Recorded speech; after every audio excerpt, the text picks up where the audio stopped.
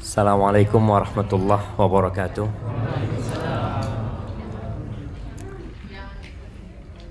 Alhamdulillah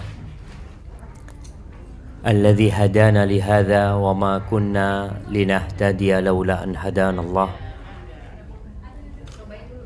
Segala puji bagi Allah Azza wa Jalla yang telah memberikan hidayahnya kepada kita, yang kalau bukan karena kebaikan Allah sama kita, tidak mungkin kita bisa merasakan indahnya agama Allah ini.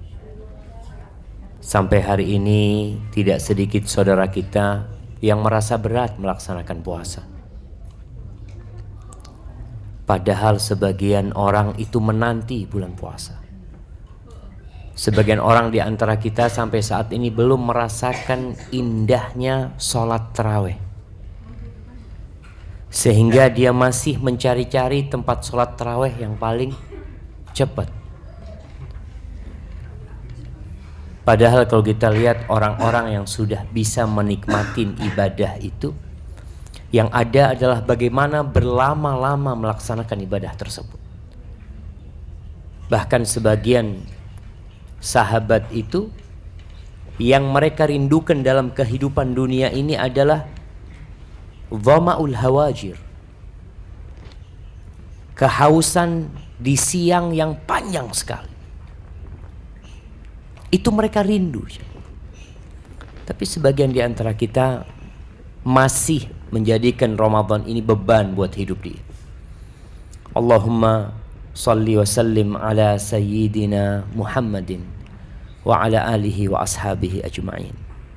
Ya Allah, semoga salawatmu, salammu, berkahmu dan nikmatmu senantiasa engkau curahkan untuk hamba kekasihmu, untuk baginda Nabi kita Muhammad sallallahu alaihi wasallam, untuk keluarga beliau, untuk istri-istri beliau, untuk putra-putri beliau, dan untuk seluruh sahabat Nabi.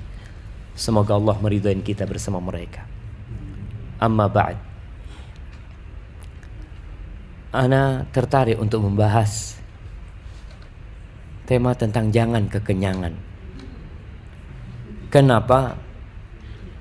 Karena terjadi sesuatu yang seharusnya tidak terjadi. Di bulan Ramadan, umat Islam semakin konsumtif. Terbukti harga makanan pokok itu semakin naik. Kemudian keragaman makanan di bulan Ramadan itu lebih banyak daripada di luar Ramadan. Ada apa sebenarnya? Bukankah Allah mewajibkan puasa itu agar kita bisa mengontrol nafsu kita, sehingga kita bisa memilih dan memilah apa yang harus kita makan dan apa yang tidak boleh kita makan.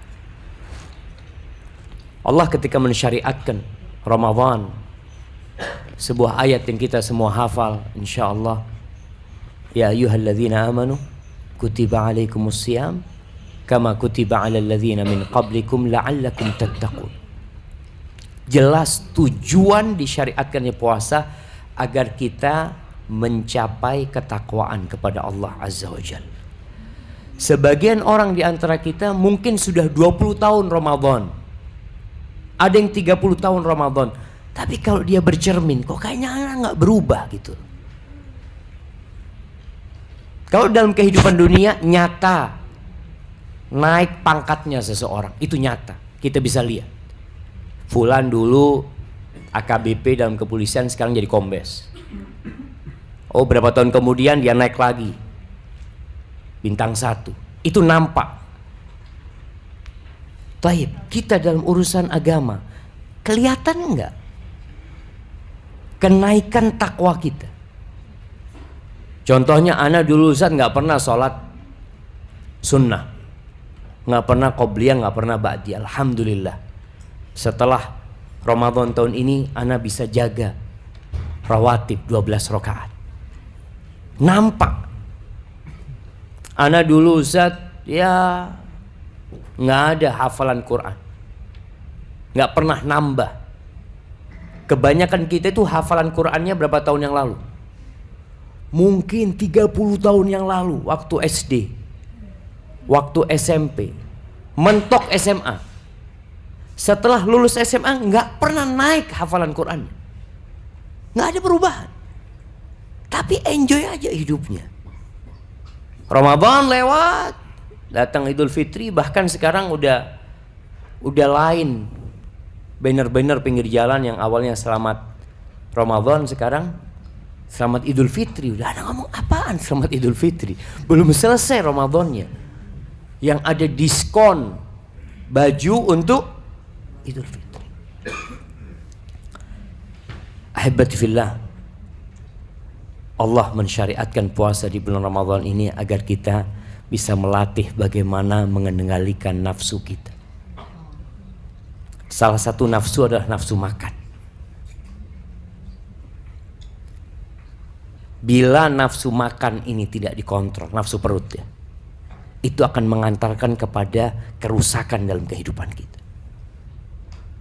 Nafsu yang lainnya, na'udzubillah, nafsu seks yang tidak terkontrol. Kemudian orang-orang jadi berzina. Di bulan Ramadan kita diajarin sama Allah Azza wa Jalla untuk mengontrol. Bagaimana seorang mukmin tidak boleh mendekati istrinya sendiri. Istrinya sendiri haram buat dia pada waktu itu. Apalagi istrinya orang. Nah, artinya ketika istrinya sendiri tidak dia sentuh, mungkinkah dia menyentuh wanita yang tidak halal buat dia? Kemudian jabatan, nafsu untuk menjabat, nafsu harta juga. Itu sebenarnya bermula dari nafsu perut. Makan. Yang diinginkan manusia itu makan. Ketika perutnya kenyang, biasanya dia akan berpikir yang lain. Ketika lapar, yang dia pikir cuma makan. Bagaimana saya bisa makan? Terkadang sebagian orang bekerja jauh ke luar negeri. Kalau ditanya, kenapa kok jauh-jauh merantau?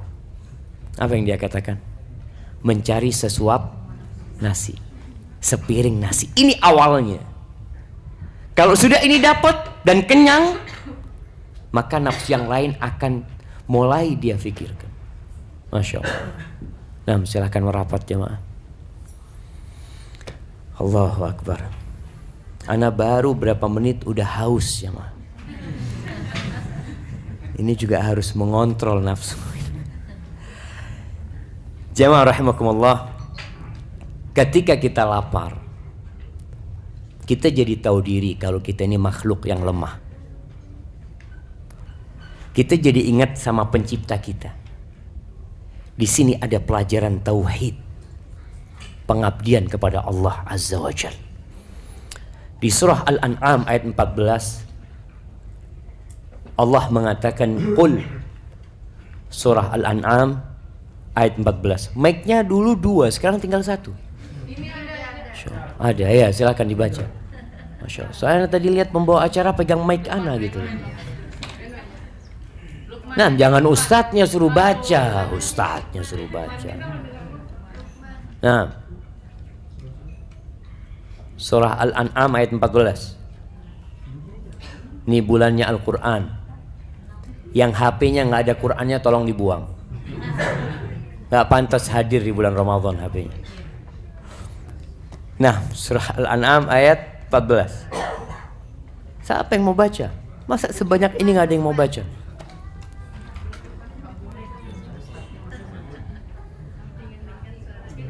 Nah, Masya Allah.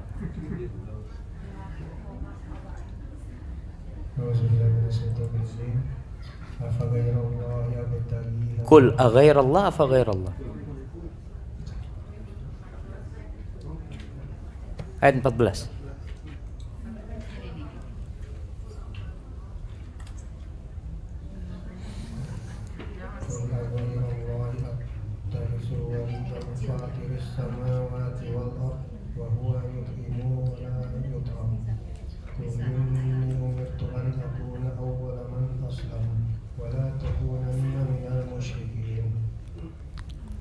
Nah, artinya katakanlah, apakah akan aku jadikan pelindung selain dari Allah yang menjadikan langit dan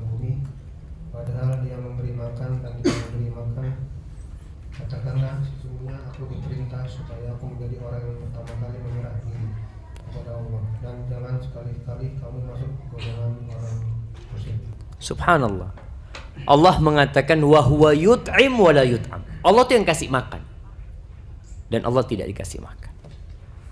Ini pertanda kalau yang makan itu adalah makhluk, tidak pantas dituhankan.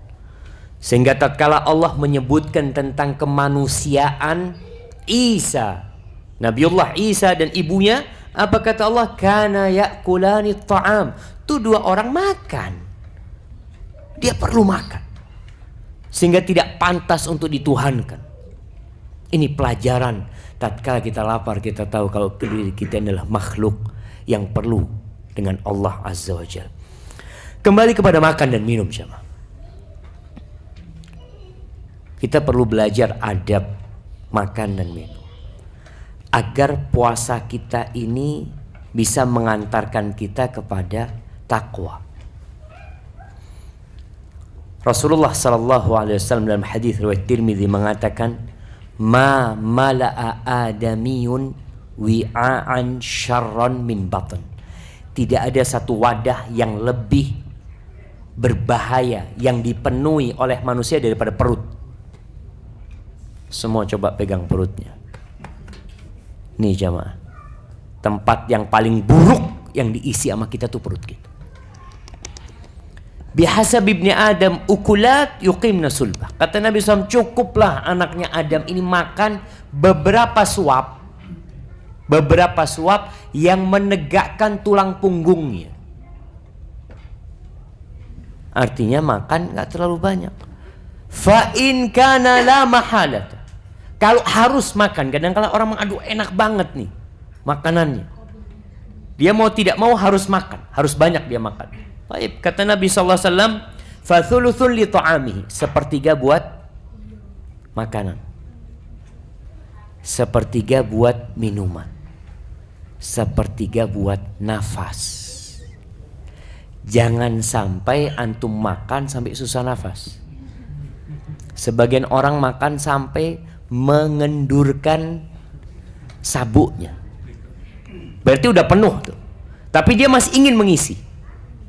Itu yang menyebabkan perut jadi buncit sebenarnya. Karena diisi lebih dari porsinya. Dari wadahnya, nggak cukup dia tuh jemaah.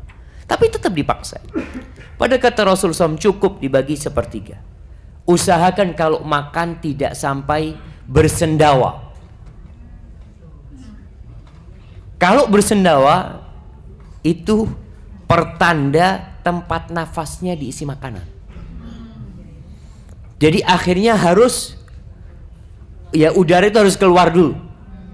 Maka di sini juga dilarang kita minum sambil bernafas supaya tidak dipenuhin udara perut kita itu. Sepertiga. Jemaah, seorang mukmin itu ketika makan mikir. Tidak seperti orang kafir.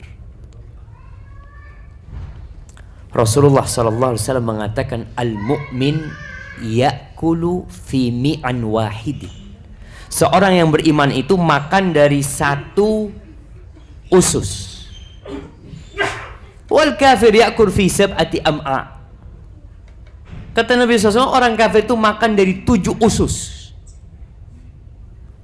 Para ulama ketika menjelaskan tentang hal ini, mereka mengatakan ini tentang adab makan. Sehingga seorang mukmin tidak berpikir ini enak, ana harus makan banyak. Tidak. Tapi dia berpikir apa yang ana perlukan untuk tubuh ana. Biasanya orang itu baru cerdas makan kalau sudah sakit. Itu baru akalnya dipakai makan. Ya kata dokter, kamu ini kolesterol, kamu ini asam urat, diabetes, apa lagi? Baru setelah itu cerdas dia.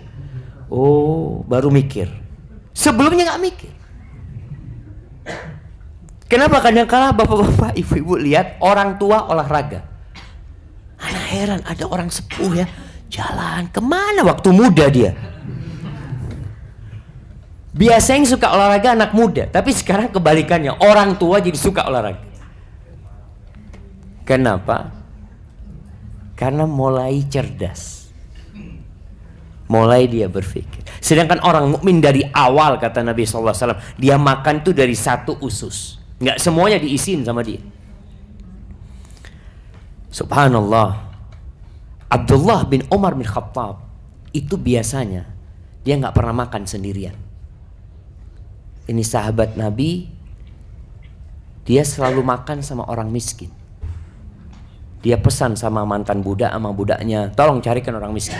Bahkan ketika berbuka puasa dia panggil orang miskin. Dan ini penting buat kita, jemaah. Karena wasiat Rasulullah SAW kepada Abu Dzar, salah satunya adalah bihubbil masakin wadunuwi minhum, agar aku cinta kepada orang miskin dan dekat dengan mereka. Nah, silahkan. Masya Allah. Jadi disuruh dekat dan cinta sama orang miskin. Abdullah bin Umar bin Khattab selalu kalau makan, kalau dia berbuka dan keluarganya tidak mendatangkan orang miskin, dia nggak berbuka. Sampai seperti itu. Di masa tuanya dia minta ada orang miskin yang makan sama dia. Rasul SAW mengatakan, innama tunsaruna wa turzaquna bidu'afaikum.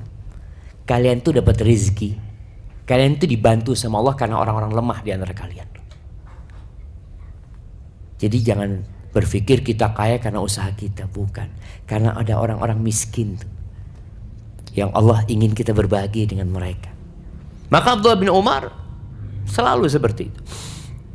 Akhirnya suatu hari datang orang miskin makan bersama Abdullah bin Umar.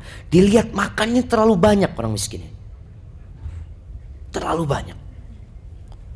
Setelah selesai makan, dia pesan, ya Nafi' la tudkhil hadha alayya. Orang kayak gini jangan dimasukkan lagi. Enggak.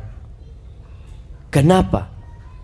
Ibnu Umar mengatakan, sami'tun nabiyya sallallahu alaihi wasallam yaqul, aku mendengar Nabi Muhammad sallallahu alaihi wasallam bersabda, al-mu'min ya'kul min mi'an wahidin. Orang beriman itu makan dari satu usus, sedangkan orang kafir dari 7 usus. Para ulama ketika mensyarah hadis Abdullah bin Umar ini menjelaskan bahwasanya termasuk akhlak yang mulia orang itu makannya nggak banyak, secukupnya. Ya tentunya ana nggak sama beliau lah, beda. Mungkin ana cukup 5 suap, beliau 17 suap belum cukup. Artinya memang beda ususnya gitu loh, beda daya tampungnya. Nah, beda daya tampungnya, nggak bisa disamakan. Tapi kelihatan ada orang kurus makannya banyak umpamanya. Al-Imam An-Nawawi menjelaskan kenapa Abdullah bin Umar tidak suka dengan orang ini. Rasulullah SAW pernah berpesan sejatinya, la tusahib illa mu'minan. Jangan bersahabat kecuali dengan orang yang beriman. Wala ya'kul ta'amaka illa taqi. Dan jangan mengkonsumsi makananmu kecuali orang bertakwa. Artinya kita disuruh milih, jangan semua orang kita suruh masuk ke rumah kita ajak makan bersama kita, enggak. Kita disuruh milih siapa yang jadi sahib kita, jadi teman kita. Kemudian orang ini ketika makan, ya tidak tahu diri ya akhirnya seperti orang kafir. Sedangkan kita diperintahkan untuk menghindari orang-orang yang punya sifat-sifat buruk. Jamaah Rasul SAW mengatakan, ta'amul wahid litsnain. Makanan orang satu itu sebenarnya cukup buat 2 orang. Wa ta'amul itsnain yakfi 4. Kata Nabi SAW, makanan 2 orang itu cukup untuk 4 orang. Wa ta'amul 4 yakfi 8. Makanan 4 orang sejatinya itu cukup buat 8 orang. Makanya sering sampaikan kalau acara buka bersama itu nggak ada istilah kurang, nggak ada istilah kurang. Apalagi kalau kotakan, nasi kotakan kan semua orang merasa ini bagianku sendiri-sendiri gitu. Ketika sebagian orang nggak dapat, oh bukan rezeki antum, tergantung amalannya. Kadang kan seperti itu. Itu seharusnya nggak ada dalam kamus seorang yang beriman, itu nggak ada istilah seperti itu. Karena Nabi SAW sudah memberikan arahan kepada kita. Makanan satu orang cukup untuk 2, 2 cukup buat 4, 4 cukup buat 8. Hanya saja memang kalau sudah satu kotak, orang itu diajak makan jadi nggak nyaman. Tapi kalau makannya bareng-bareng, sini, mau dia datang. Tapi kalau sudah kotak merasa ya punya dia gitu loh. Kadang kala makannya nggak enak, ayamnya cuma 1, apa gitu kan. Tapi seorang mukmin saudara, ini yang harus kita hadirkan. Sehingga kalau bicara makanan satu orang cukup untuk 2 orang, seharusnya antum makan separuh aja. Itu sudah cukup. Cukup, insya Allah punggung antum tegak. Ya separuhnya antum. Ada orang yang kadang-kala 2 piring, antum saya 1 piring cukup. Kalau mau dicukupkan. Subhanallah jamaah. Di surat Muhammad ayat 12. Coba dibaca. Sallallahu ala nabiyina wasallam. Nah, surat Muhammad ayat 12.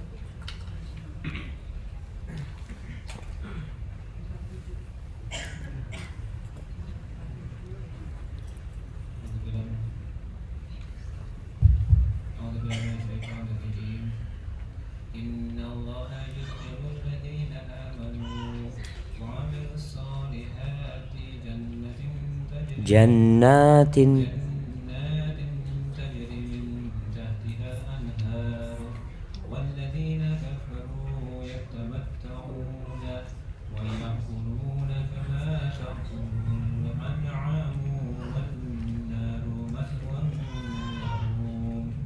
lahum. Nah, sesungguhnya Allah memasukkan orang-orang mukmin dan beramal soleh ke dalam jannah yang mengalir di bawahnya sungai-sungai. Dan orang-orang kafir bersenang-senang di dunia dan mereka makan seperti makannya binatang. Dan jahanam adalah tempat tinggal mereka. Masya Allah, hati-hati jemaah. Ada mukmin yang kerjanya kuliner. Makan lagi. Kasih tahu, sana enak banget, berangkat. Besok kasih tahu lagi, yang sana lebih enak, berangkat lagi. Subhanallah jemaah. Mukmin tuh kerjanya nggak makan jemaah. Makan itu untuk hidup, bukan hidup untuk makan. Dan wallahu a'lam ya, ana nggak tahu. Sebagian orang itu bisa menempuh perjalanan jauh dari Jakarta ke Bandung cuma untuk makan. Ada nggak kayak gitu jemaah? Ada jemaah.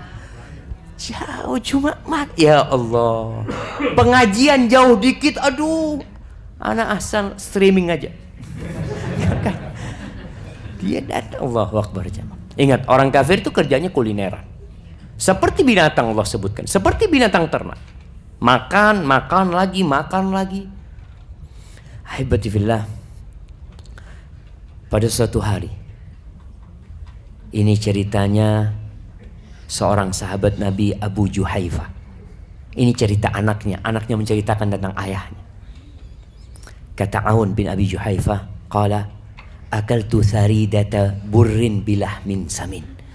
Suatu hari bapaknya Aun cerita, bapak itu makan ya seperti bubur gandum bersama daging yang enak sekali.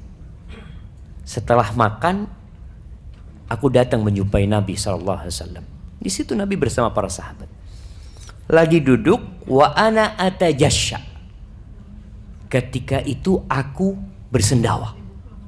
Lagi duduk sama Nabi SAW, dia bersendawa. Apa kata Nabi SAW? Kuffa alaina jusha'ak, au ukfuk alaika min jusha'ika Abu Juhaifa. Abu Juhaifa, tahan sendawamu itu buat kita. Jangan diperdengarkan kepada kita. Kenapa? Fa inna aktsaran nasi shib'an fid dunya atwaluhum ju'an fil akhirah. Orang yang paling panjang kenyangnya di dunia, paling panjang laparnya di akhirat nanti. Wallahi jamaah. Apa yang terjadi dengan sahabat Nabi Abu Juhaifa?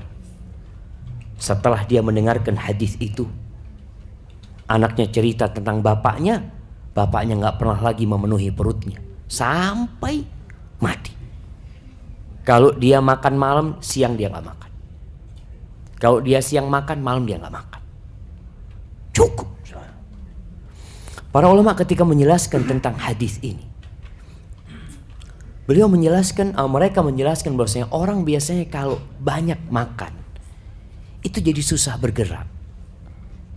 Ya kita rasakan kalau kita berbuka makan besar,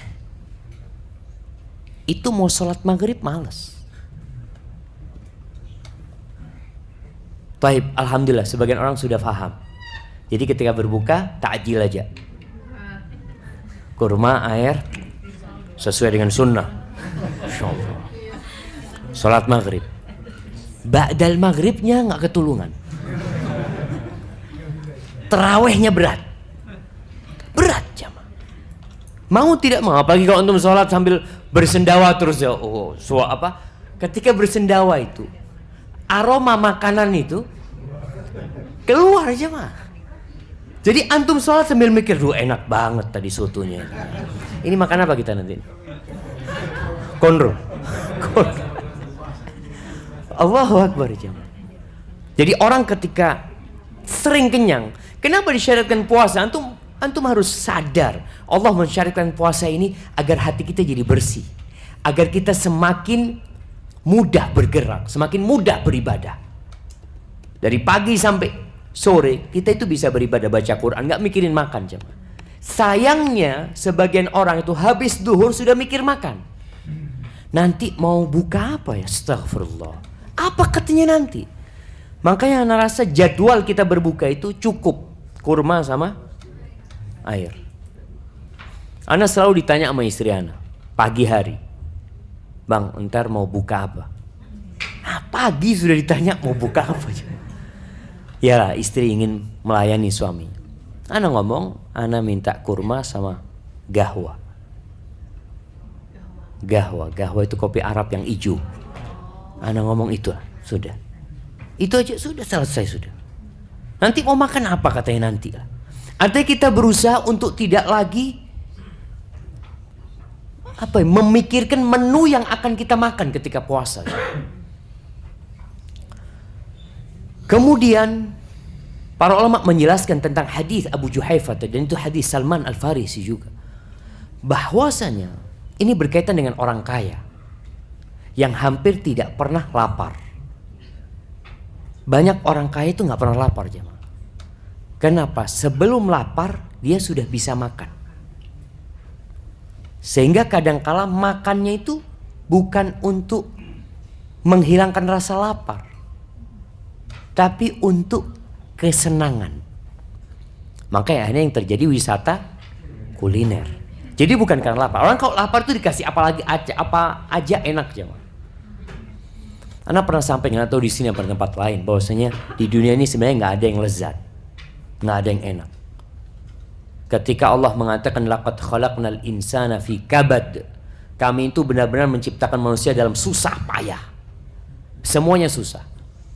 Orang itu bisa makan enak bukan karena makanannya enak, tapi karena dia lapar. Dan antum bisa rasakan ketika antum kenyang dikasih makanan kesukaan, kita makan, aduh ana udah kenyang. Berarti menyebabkan dia enak itu karena dia lapar. Dan biasanya kalau kita bicara makan, manusia itu mengalami beberapa fase ketika dia menyantap makanan. Fase pertama karena lapar, jadi enak sekali ya. Setelah itu mulai dia agak kenyang, dia makan, kelezatan sudah berkurang. Terakhir terpaksa makan. Karena apa? Takut mubadzir. Jadi itu sudah tersiksa dia makan. Ya Allah, iya takut mubadzir. Dia masukkan ke mulutnya, tidak ada kelezatan.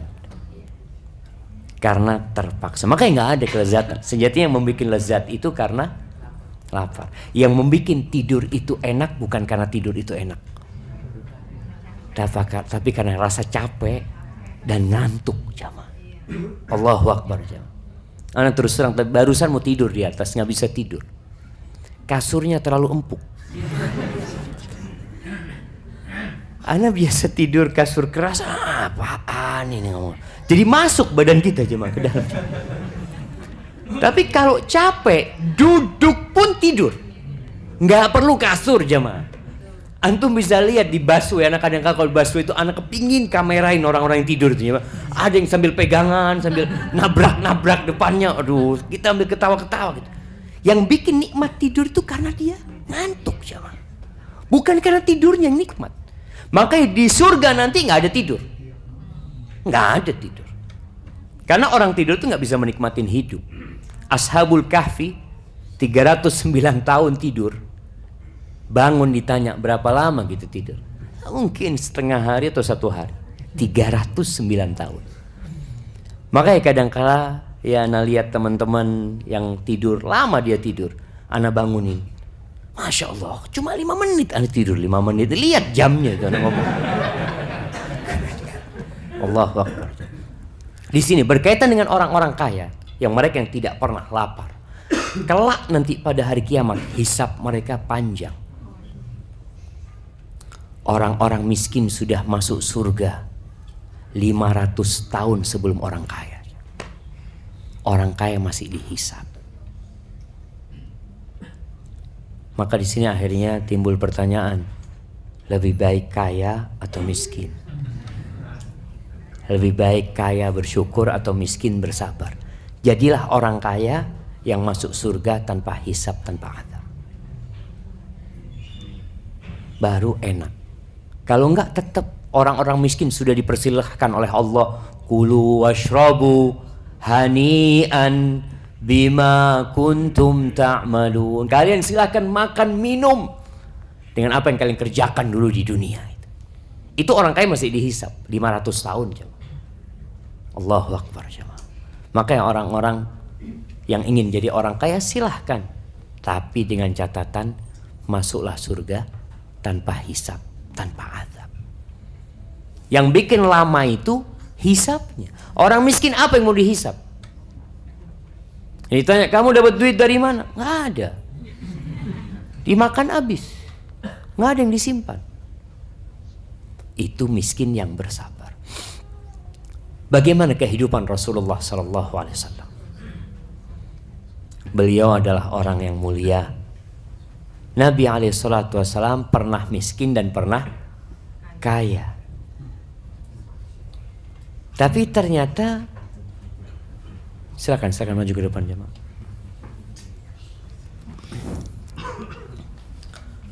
Iya, Rasul SAW pernah miskin dan pernah kaya. Biasanya karakter seseorang berubah itu karena perubahan kondisi. Orang miskin jadi kaya kadang-kala karakternya berubah. Jadi sombong. Sampai ada istilah OKB. Nah, karakternya berubah. Begitu pula sebaliknya. Orang kaya jatuh miskin kadang-kala berubah. Jadi perampok bisa jadi dia. Karena dia nggak terbiasa hidup susah. Yang ini nggak terbiasa hidup senang. Sehingga Rasulullah SAW dalam doanya mengatakan, Allahumma inni as'alukal qasda fil faqri wal ghina. Ya Allah, aku memohon kepadamu senantiasa berada di tengah, dalam kondisi kaya dan dalam kondisi miskin. Dan itu terjadi sama Rasul SAW. Dalam kondisi beliau miskin, orang miskin ini sabarnya pilihan apa terpaksa? Terpaksa jemaah. Jadi memang gak ada yang mau dimakan dia. Dia makan sedikit terpaksa. Tapi ketika Rasulullah SAW kaya, beliau tetap seperti itu. Beliau bisa mengontrol nafsunya. Makanya Aisyah radhiyallahu taala anha mengatakan, laqad mata Rasulullah sallallahu alaihi wasallam wa ma syabi'a min khubzin wa zaitin fi yaumin wahidin marratain. Rasulullah sallallahu alaihi wasallam meninggal dunia dan beliau tidak pernah kenyang makan roti, lauknya itu minyak zaitun, dalam sehari 2 kali kenyangnya. Nggak pernah. Kita kenyangnya berapa kali jemaah? 3 kali. Sarapan sampai kenyang, sampai bersendawa. Kadang-kala Masya Allah jemaah, memang mungkin ibu-ibu yang tanggung jawab. Mungkin. Jadi kalau masak jangan banyak-banyak sudah. Kadang-kala kan istri, bang nambah bang ya, Masya Allah suruh nambah lagi, nambah lagi. Enggak, perlu diatur juga nafsunya suami ini. Rasulullah SAW sehari 2 kali kenyang nggak pernah, kata Aisyah. Mungkin paginya kenyang, malam nggak kenyang. Dan itu yang menyebabkan Rasulullah SAW mudah beribadah. Orang kalau kekenyangan susah, duduk aja harus bersandar. Makanya di antara adab makan itu Rasulullah SAW itu kalau makan nggak pernah bersandar. Kita kadang-kala memang kursinya sudah ada sandarannya, jadi makan sambil sandar, Masya Allah. Biasalah, tegak makan itu. Memang Rasul SAW menyebutkan makan bersandar itu ya makannya raja-raja, orang-orang kaya.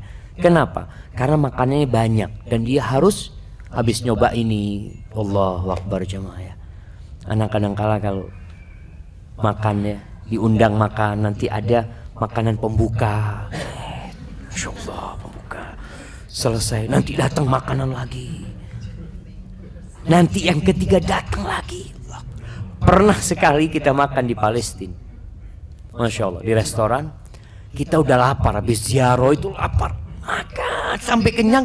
Ternyata itu makanan pembuka aja mak. Kita udah kenyang, ya Allah, datang makan lainnya dulu, udah nggak kuat udah. Akhirnya kita kok nggak ngomong kalau itu makanan pembuka. Astagfirullahaladzim.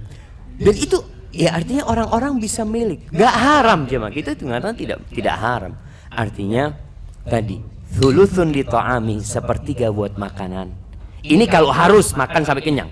Sepertiga buat makanan, sepertiga buat minuman, sepertiga buat bernafas.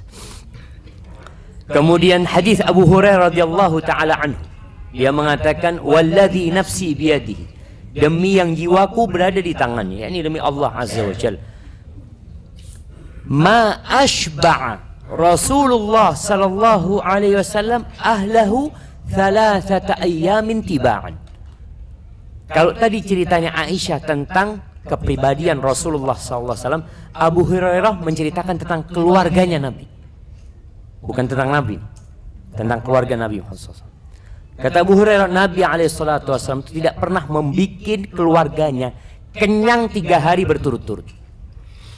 Min khubzi hintatin hatta faraqad dunya, sampai Nabi mati seperti itu.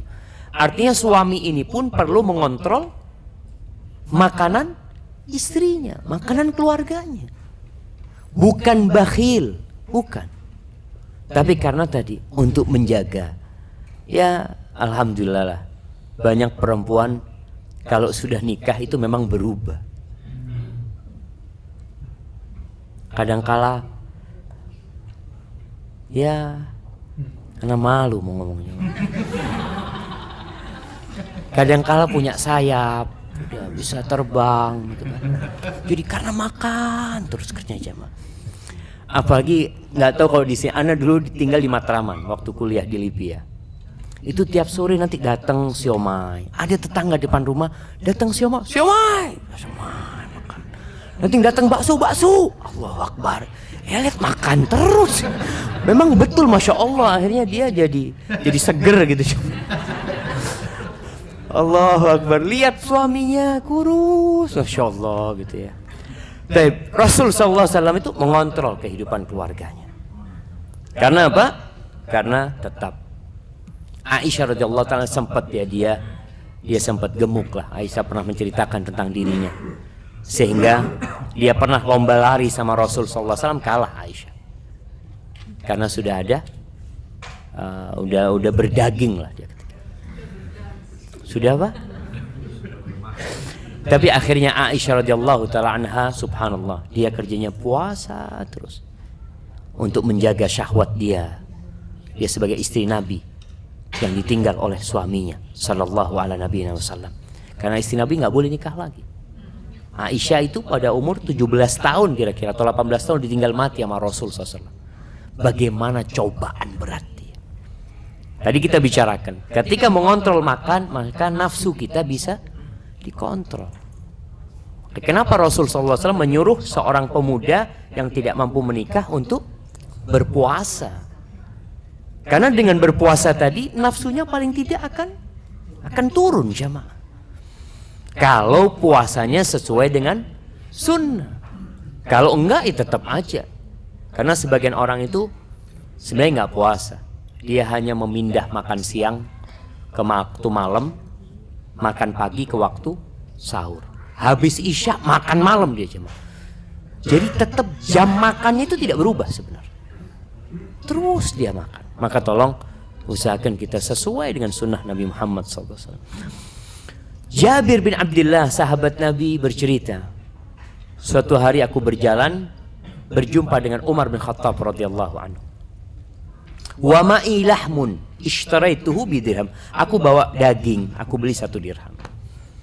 Faqala ma hadha? Umar tanya, sebagai seorang Amirul Mukminin, seorang pemimpin, dia tanya sama Jabir, apa itu Jabir? Qultu ya Amirul Mukminin ishtaraituhu lisibyan wan nisa. Ini daging aku beli buat anak-anak dan buat perempuan-perempuan di rumah. Faqala Umar, la yashtahi ahadukum syai'an illa waqa'a fi. Apa setiap kali kalian itu ingin sesuatu kalian harus makan? Artinya kalau kepingin ini, akhirnya kita harus dapat yang kita inginkan itu. Awala yatwi ahadukum batnahu. Kenapa seorang di antara kalian itu tidak mau melipat perutnya? Li jarihi wabni ammi. Makanan yang seharusnya dia makan, dia kasihkan kepada tetangganya. Dia berikan kepada anak pamannya. Aina tadhhab ankum hadhil ayat. Ayat ini kemana? Kalian kenapa tidak mentadaburi ayat ini, kata Umar. Allah mengatakan, adhabtum tayyibatikum fi hayatikumud dunya wastamta'tum biha. Kalian itu sudah menghabiskan kesenangan kalian di dunia. Dihabis-habisin, mumpung hidup di dunia, hidup cuma sekali, terus digunakan untuk makan, untuk memenuhi nafsu. Nanti di akhirat habis sudah. Maka Umar bin Khattab ingin mendidik sahabat ini untuk tidak selalu keinginan keluarganya dipenuhi. Ada sebuah athar, Umar bin Khattab, anaknya itu minta tufah, minta buah apel. Umar tidak membelikan. Tahu-tahu Umar masuk rumahnya, kelihatan anaknya pegang apel. Kata dia, dari mana? Ibu, kata dia. Nih, hati-hati ibu. Tolong ibu mendidik anaknya bersama suami, satu visi, satu misi. Kalau sang ayah mengatakan tidak, ibu harus katakan tidak. Lalu Umar mau menasihati istrinya. Awa kullama ishtahaiti ishtaraiti. Apa setiap kali engkau ingin sesuatu engkau harus beli? Kita lihat anak-anak kita, anak merasakan, anak punya anak. Ketika keinginan dia selalu diturutin, maka kalau tidak diturutin dia akan menangis. Dan kalau menangis terus, orang tua biasanya kesian. Akhirnya dia beliin. Dan anak kecil ini akalnya belum sempurna jam. Apa yang dia beli jam? Kadang-kala dia membeli sesuatu yang menjadikan dia sakit. Dia beli makanan, beli apa, akhirnya dia sakit. Orang tua harus tega. Kenapa? Karena kehidupan kita masih panjang jamaah. Ada satu hari yang sama dengan 1000 tahun yang harus kita lewatin jamaah. Ini Ibnu Sirin bercerita tentang seorang lelaki berkata kepada Abdullah bin Umar bin Khattab. Ini bagaimana ayah mewariskan ilmunya kepada anaknya. Ini anaknya Umar bin Khattab. Dia ij'al jawarishana. Dia mengatakan engkau enggak mau bikin makanan jawarishna ini. Ini sebuah makanan. Abdullah bin Umar enggak tahu. Ini makanan apa kata dia. Ini makanan kalau engkau sedang kekenyangan atau apa, makan ini jadi enak gitu loh. Jadi ada makanan memang ya model untuk cuci mulut lah. Kadang-kadang kan orang udah kenyang, ini enggak apa-apa, ini insya Allah bagus buat pencernaan ya atau apa, Masya Allah. Kata Abdullah bin Umar bin Khattab, ma syabi'tu mundu arba'ati ashur. Aku tuh gak pernah kenyang mulai 4 bulan. Ada apa aku perlu makan makanan yang membuat supaya perutnya bersih atau apa gitu loh. Wa madzaka illa akun lahu wajin. Bukan karena aku gak punya makan loh. Aku gak kenyang itu bukan karena gak ada makanan. Tadi ada orang yang makannya sedikit karena terpaksa. Karena memang gak ada makanan. Maka Abdullah bin Umar mengatakan, aku seperti ini bukan karena gak ada makanan di rumah. Walakinni ahidtu qauman Masya Allah. Mobil Terios putih B2913 STK. Kenapa mau dilelang? Nah, kayaknya minta dipindahkan ini jemaah. Nah, kalau ada yang merasa, silakan dipindahkan jemaah. Ana perhatikan jamaah kalau diumumkan biasanya nggak langsung berdiri. Nanti ustadznya mulai ceramah, dia ana mau ke belakang gitu, nggak apa? Barakallahu fikum. Nah, nggak apa-apa jamaah, nggak apa-apa. Ini Abdullah bin Umar. Dia mengatakan, aku itu sejak 4 bulan nggak pernah kekenyangan. Bukan karena nggak ada makanan di rumah, tapi karena ahidtu qauman yashba'una marratan wa yaju'una marratan. Aku tuh pernah hidup dengan satu kaum yang mereka itu kadang kala sekali kenyang nanti lapar, nanti kenyang nanti lapar lagi. Kita nih jamaah, ya ana nggak bicara orang lain, mudah-mudahan Allah ngampuni dosa-dosa ana. Kadang kala kita tuh baru lapar kalau Ramadan. 11 bulan kita nggak pernah merasakan lapar. Ramadan baru lapar. Maka ini anjuran kita memperbanyak puasa sunnah. Kalau kita nggak bisa nahan makan, karena aduh enak banget Ustaz, akhirnya kenyang terus, maka usahakan kita punya puasa sunnah. Sehingga paling tidak ya Senin Kemis kita merasakan lapar. Atau kalau enggak, dia paling minimal lah. Minimal puasa 3 hari dalam sebulan. Itu minimal. Enggak harus tanggal 13, 14, 15. Boleh kita ambil Senin, Kemis, Senin. Atau di awal bulan Anda mau puasa hari Senin, tengah bulan hari Senin, kemudian akhir bulan Senin juga. Enggak apa-apa, yang penting 3 hari. Itu minimal.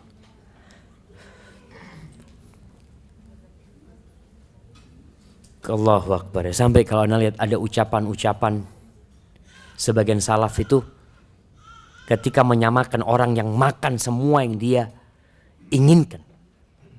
Na'udzubillah ya. Sampai dimisalkan seperti kemaluan. Karena dia selalu menuruti nafsunya. Dia harus tahan. Kita bisa ngontrol nafsu kita. Di Ramadan bisa kita. Dari pagi sampai sore kita nggak makan bisa. Tapi kenapa tatkala berbuka kita lepas kontrol? Kita mau makan semuanya itu. Makanya usahakan laparlah. Sebagian sahabat itu melihat Rasul SAW puasanya itu bukan sampai berbuka jemaah. Bukan sampai maghrib. Beliau pernah puasa itu sampai 3 hari 3 malam. Sampai para sahabat Nabi itu melihat Rasul SAW tidak berbuka, mereka mau juga seperti Nabi SAW. Tapi Nabi melarang. Nabi lalu memberikan arahan, man kana muwasilan falyuwasil ila sahar. Siapa yang ingin puasanya nyambung, boleh nyambung sampai sahur. Supaya antum tahu, memang disunnahkan kita itu mensegerakan berbuka. Tapi boleh antum berbukanya itu waktu sahur. Berbukanya itu sama sahurnya. Ini salah satu boleh ya, para sahabat melakukan itu. Nabi SAW melarang, tapi kemudian melihat para sahabat ingin mengikuti Rasulullah SAW, Nabi memperbolehkan. Tapi hanya boleh, nggak boleh sampai esok harinya.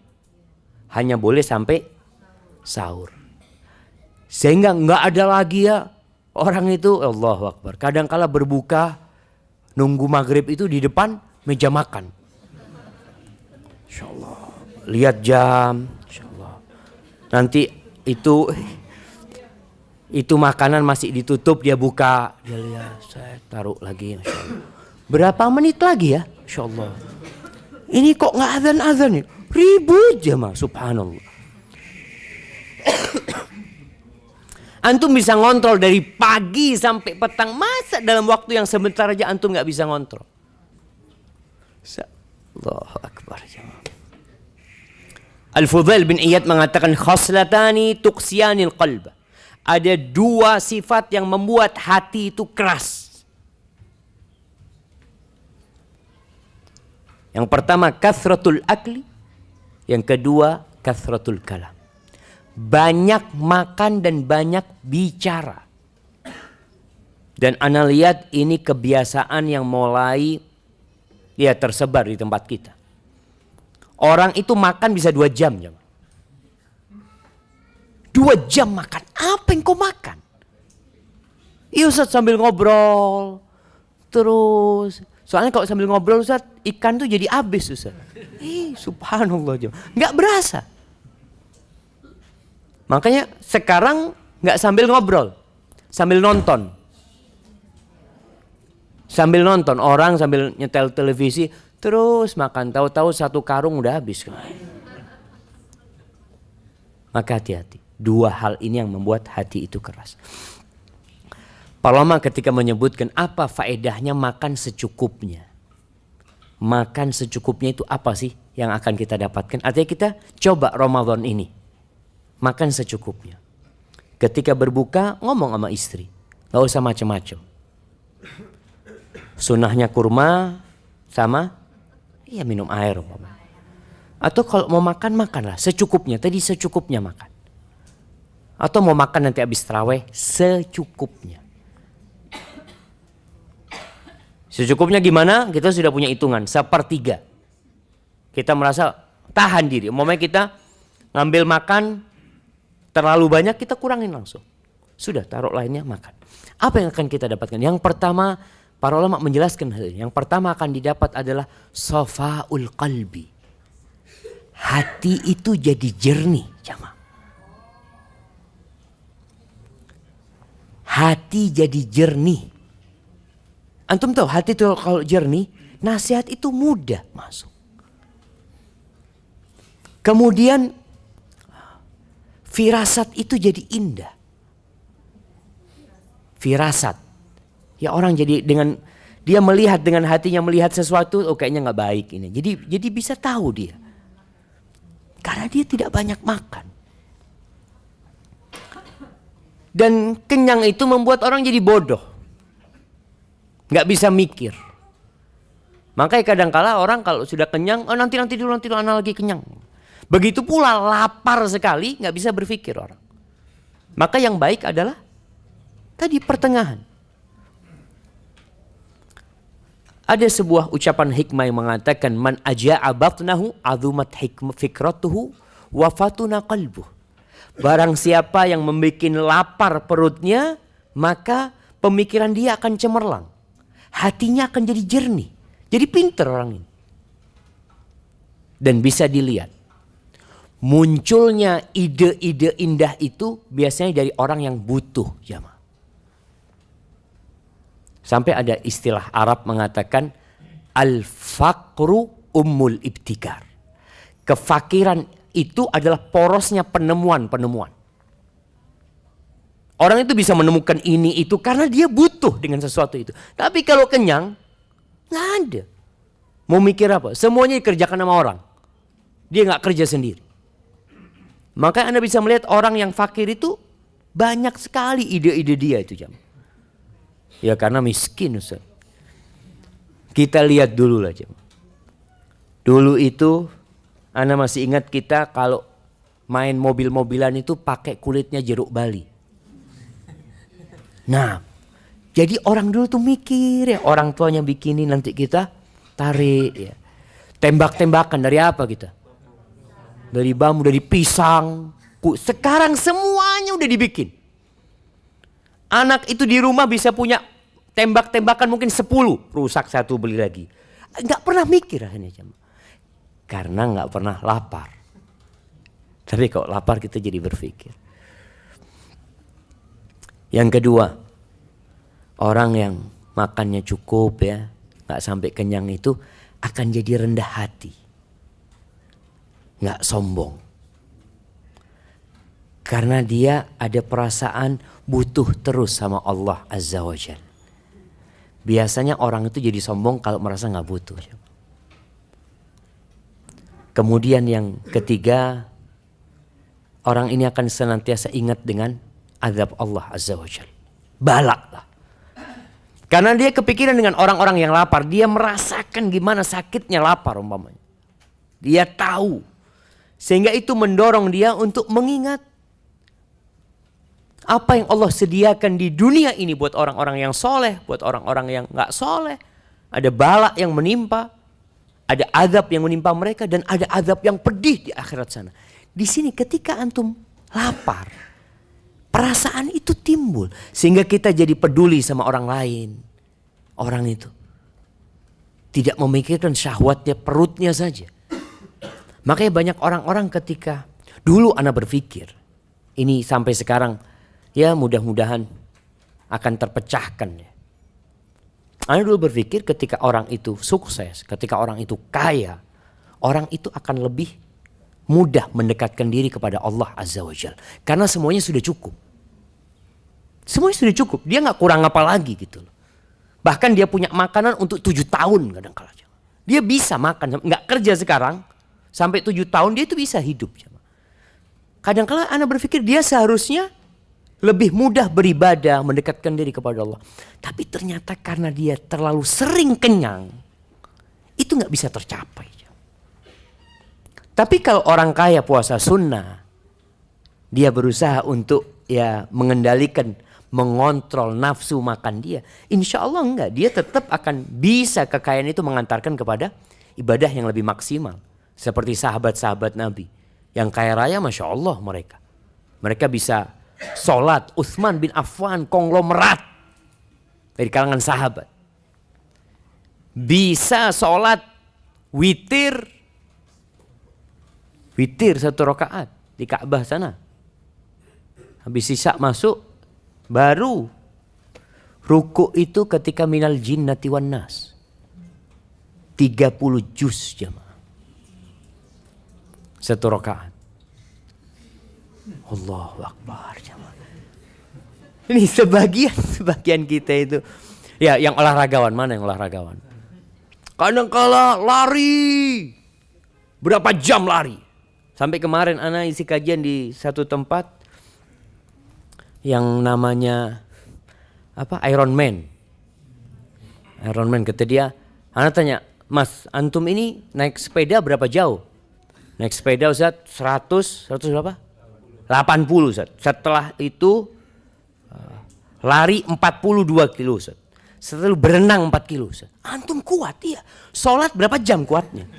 Oh kalau sholat ini Allahu Akbar jamaah.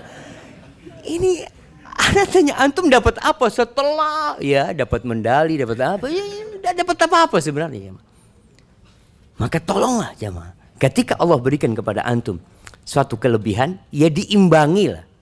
Diimbangi tadi dengan beribadah kepada Allah Azza wa Jalla. Dan salah satu faedah terbesar kita itu lapar ya, tidak kenyang, tidak terlalu kenyang makannya itu, syahwat maksiat itu akan berkurang. Syahwat untuk melakukan kemaksiatan lah. Karena kita jadi hatinya lembut, jernih. Kita kebayang dengan orang-orang yang tidak makan, kita peduli sama orang lain. Sehingga untuk berbuat maksiat itu akan berkurang. Jamaah rahimakumullah, yang kelima, yang keempat. Oke, yang keempat. Yang kelima. Nanti dicari itu gara-gara kelaparan juga sampai.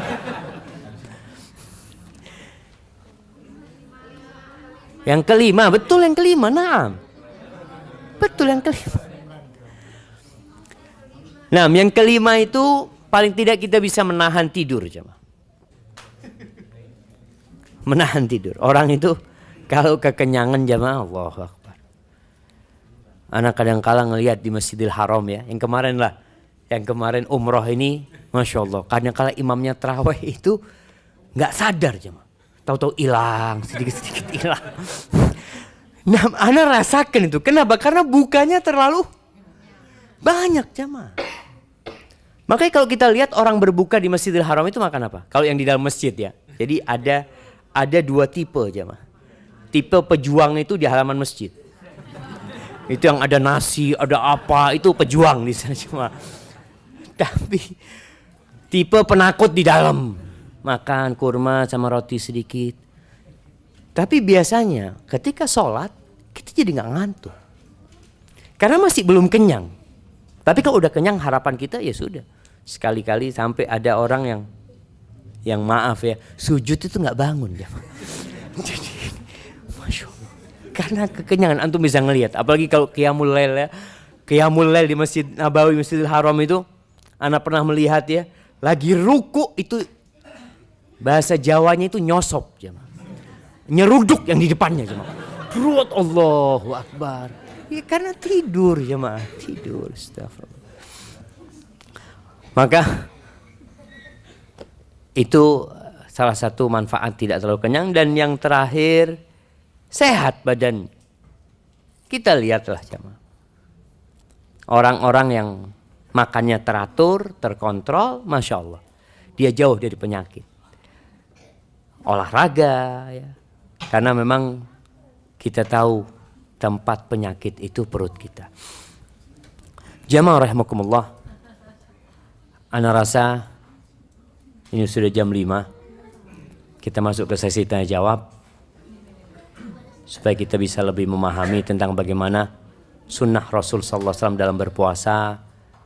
Ibnu Qayyim ya ketika menjelaskan cara makan Nabi Muhammad SAW itu, Nabi tidak pernah menolak yang disuguhkan kepada beliau. Kecuali kalau beliau memang nggak suka. Seperti apa? Dob itu biawak padang pasir, Nabi nggak suka. Nabi nggak ada. Beliau nolak. Tapi kalau beliau disuguhkan yang beliau suka, beliau makan. Dan beliau tidak mencari yang tidak ada. Dan ini buat para suami. Barakallahu fikum. Ketika istri menyuguhkan sesuatu, ya sudah itu yang dimakan. Kadang-kala kan nggak ada ini, nggak pakai ini. Nabi SAW tidak pernah mencari kalau nggak ada. Kemudian beliau tidak pernah mencela makanan. Anak-anak sendiri ya mudah-mudahan ya, anak diampuni Allah. Kadang-kala anak kepingin sesuatu, ketika makan nggak ada, anak tanya sama istri, nggak ada ini. Anak baru baca, bukan dulu pernah baca lagi ucapan Ibnu Qayyim ya. Nabi SAW tidak pernah mencari yang tidak ada. Kadang-kala kita itu makan jamaah nggak ada kerupuknya, nggak ada kerupuknya. Kita cari jamaah. Mungkin kita ingin mengingatkan istri, mungkin nggak ada di lemari gitu ya, nggak diambil. Padahal istri kalau ada mesti ditaruh di meja makan. Nggak ada sambelnya. Kadang-kala kita mencari seperti Nabi SAW tidak mencari. Artinya yang ada beliau, ya itulah yang beliau makan. Kemudian ketika makan Rasul SAW itu memuji makanan yang ada. Dan ini yang menyebabkan makan itu jadi lezat jemaah. Pernah dengar hadis Nabi Muhammad SAW ketika beliau mengatakan, Ni'mal idam al-khal. Sebaik-baiknya lauk itu adalah cuka. Kenapa? Karena yang ada waktu itu cuka. Sehingga bagaimana menjadikan pemikiran kita itu ya di cuka ini enak ini loh. Karena nggak ada lainnya. Tapi kalau wah ini kalau tambah ini lebih enak ini. Itu makannya nggak enak akhirnya jemaah. Tapi ketika yang disuguhkan itu kita nikmatin. Makanya usahakan ketika makan tidak memikirkan makanan yang lainnya. Sedang makan ikan, ya Allah, antum tahu itu ada ikan bakar di warung sana enak sekali. Yang ada jadi nggak enak, tapi yang enak itu adalah yang ada di depan kita. Itu Rasulullah SAW mengajarkan kepada kita untuk menikmati apa yang disuguhkan kepada kita dan tidak mencari yang tidak ada. Baik, hadza wallahu a'lam bishawab, masyaallah. Ada yang mau tanya langsung? Sebelum Anda bacakan yang dari ibu-ibu.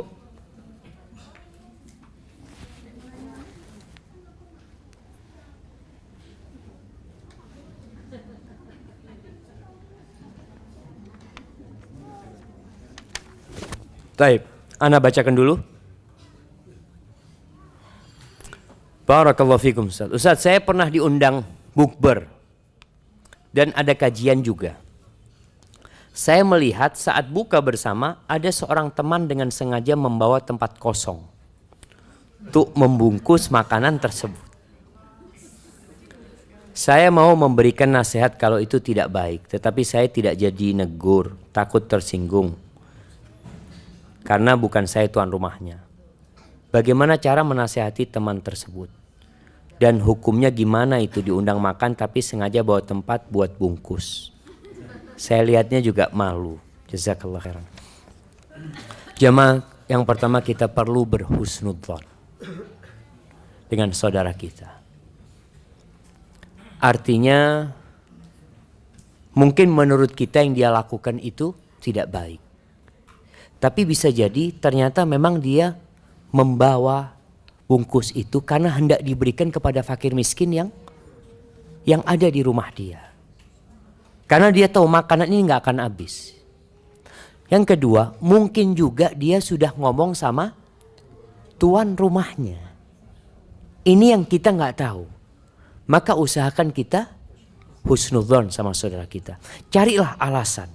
Ini yang menyebabkan hidup jadi indah, jemaah. Kalau kita melihat saudara kita seakan-akan dia melakukan kesalahan menurut kita, coba cari alasan. Oh, mungkin dia melakukan itu karena satu hal atau dua hal yang lain. Sampai ada kisah bagaimana seorang siswi ya di daerah Yaman itu, ketika dia nggak mau tasnya itu dibuka ya, tas di sekolah itu dia nggak mau buka. Padahal ada razia dibuka tas itu, dia nggak mau dibuka. Semua pada seudon, ada apa di tasnya siswi. Akhirnya dibawa ke kantor ya sama kepala sekolah. Ternyata dalam tasnya itu ada potongan roti-roti yang dia kumpulin untuk dibawa buat keluarganya. Artinya kita perlu husnudzon sama saudara kita. Tapi kalau kita lihat memang ternyata dia melakukan itu sebagai bentuk kerakusan ya itu juga kita nggak tahu lah. Biarkanlah orang itu, dan ada tuan rumahnya yang mungkin kalau memang dia nggak izin, mungkin tuan rumahnya yang akan menegurnya. Kita kadang-kadang merasa malu kan mengukur orang itu dengan diri kita. Makanya tatkala kita bergaul sama orang, jangan menempatkan orang itu di diri kita. Tapi kita memahami orang itu dengan karakternya dia, dengan kebiasaan dia. Kalau kita biasa tersinggung umpamanya, akhirnya semua omongan orang itu kita masukkan ke hati kita, padahal dia mungkin bergurau atau gimana. Hadza wallahu a'lam bissawab. Masya Allah. Sehubungan dengan perbedaan jumlah hari antara haji reguler dan plus, manakah yang lebih sesuai dengan sunnah? Seberapa besarkah usaha yang kita lakukan untuk berhaji? Apakah sampai dengan menjual rumah? Jazakumullahu khairan. Baik, berkaitan dengan haji jamaah ya. Yang sesuai dengan sunnah itu bukan yang plus atau bukan yang reguler. Karena kalau plus dan reguler ini hanya berbicara tentang pelayanan, fasilitas yang diberikan. Yang reguler itu berapa hari sekarang? 40 hari kira-kira ya. 40 hari. Yang plus pun beragam. Ada yang 27 hari, ada yang 20 hari, ada yang 7 hari. Hanya berhaji kemudian pulang. Sampai ada seorang kawan itu masya Allah, dia maksa anak untuk berangkat haji. Ayo Ustaz berangkat sama anak. Ustaz haji habis haji pulang. Nggak, pokoknya haji. Ustaz berangkat kata dia tanggal berapa? Tanggal 7 atau tanggal 6 lah kita berangkat kata dia. 6 Dzulhijjah. 6 Dzulhijjah, 6, 7, 8, 9, 10, 11, 12. Itu sudah selesai hajinya. Nafar awal. 7 hari. Selesai, mau pulang. Nggak apa-apa. Jadi kalau bicara sesuai dengan sunnah yang mana? Ya dalam pelaksanaan manasiknya yang sesuai dengan sunnah. Tidak ada kaitannya dengan reguler sama plus. Hanya saja yang reguler ini biasanya bimbingan agamanya kurang. Karena satu kloter satu ustadz. Satu kloter itu kadang-kala 400 orang jemaah. Satu ustadz. Kemudian nanti dibagi lagi jadi rombongan. Satu rombongan 45 orang biasanya. Nanti dibagi lagi jadi regu. Tapi nggak ada ustadznya. Semua baru pertama berangkat haji. Jadi kalau berangkat plus biasanya ada pembimbingnya. Tapi juga travel plus ini macam-macam. Ada yang ngikutin sunnah, ada travel yang ingin memberikan kemudahan kepada jemaahnya. Oh, pokoknya sudah nggak usah kemana-mana, sudah nggak usah nginep di mana, di Muzdalifah, di Mina pun nggak usah nginep, bayar. Betul, bisa bayar. Jadi orang itu dibikin sudah lah. Orang punya fulus, buat apa? Antum fulusnya mau dikemanakan? Udah buat beli kambing nanti sodakohkan gitu. Masya Allah. Akhirnya hajinya memang ya kurang sempurna gitu loh. Maka hendaklah mempelajari. Kalau bicara seperti apa orang itu wajib berusaha untuk haji. Allah Azza wa Jalla mengatakan, "Walillahi 'alan nas hajjul baiti man istata'a ilaihi sabila." Masya Allah, makanan udah datang nih. Nah, Allah itu memiliki sebuah kewajiban atas hamba-hambanya untuk berangkat berhaji.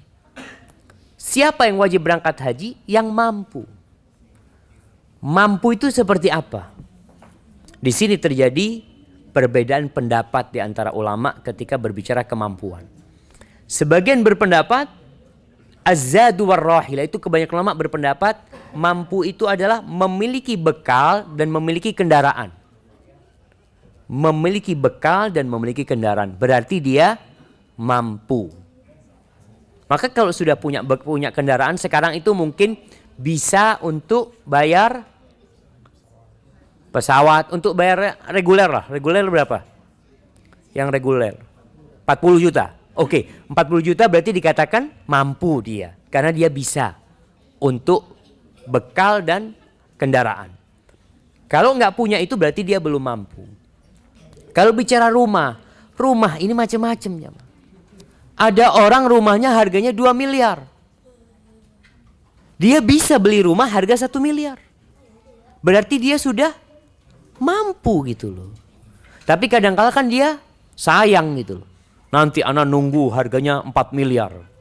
Antum nggak berangkat haji, belum mampu anak. Belum mampu gimana? Jadi ya anak nggak punya buat bayar. Betul. Tapi kan punya kemampuan sejatinya. Dengan menjual rumah itu, tapi nggak boleh menjual rumah kemudian nggak punya rumah gitu loh jamaah. Nggak. Jadi usahakan tetap punya tempat tinggal. Mobil umpamanya. Alhamdulillah orang punya mobil harga 300 juta. Belum berangkat haji. Padahal dia bisa beli mobil harga 100 juta, 150 juta. Dan duitnya itu bisa untuk berangkat haji. Dan ingat kita akan dihisap sama Allah Azza wa Jal. Dan Allah akan tahu kita mampu apa tidak. Ada yang pura-pura tidak mampu. Sebagian orang itu mampu tapi imannya belum mampu. Dia takut berangkat haji. Karena aduh kalau haji kan nggak boleh berbuat dosa lagi Ustaz. Oh cuma subhanallah. Berarti sekarang belum haji boleh berbuat dosa gitu. Itu ada. Nah, barakallahu fikum.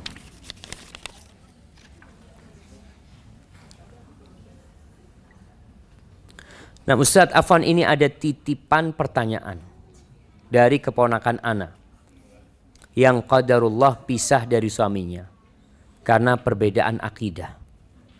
Pertanyaannya, apakah ibu harus memperjuangkan hak asuh anak usia 6 tahun jika ayahnya bersikeras ingin merebut anak ini dari ibunya?